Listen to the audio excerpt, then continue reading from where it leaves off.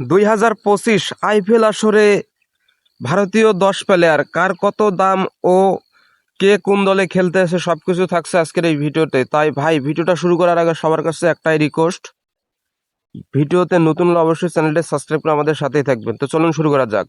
প্রথমে রয়েছে ঋষভ পন্থ, তাকে কেনা হয়েছে 27 কোটি রুপিতে, তাকে কিনেছে লখনৌ দল। শ্রেয়াস আয়ার 26 কোটি 75 লাখ, তাকে কিনে নিয়েছে পাঞ্জাব দল। ভেঙ্কটেশ আয়ার 23 কোটি 75 লাখ, তাকে কিনে নিয়েছে কলকাতা দল। অর্শদীপ সিং 18 কোটি, তাকে কিনে নিয়েছে পাঞ্জাব দল। যুবেন্দ্র চহল 18 কোটি, তাকে কিনে নিয়েছে পাঞ্জাব দল। KL রাহুল 14 কোটি, তাকে কিনে নিয়েছে দিল্লি দল।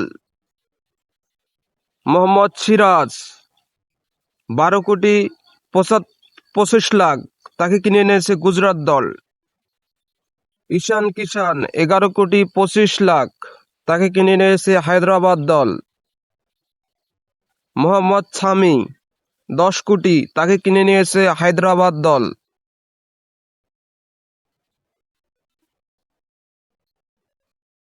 রবিনচন্দ্র আশ্বিন 9 কোটি 75 লাখ, তাকে কিনে নিয়েছে চেন্নাই দল।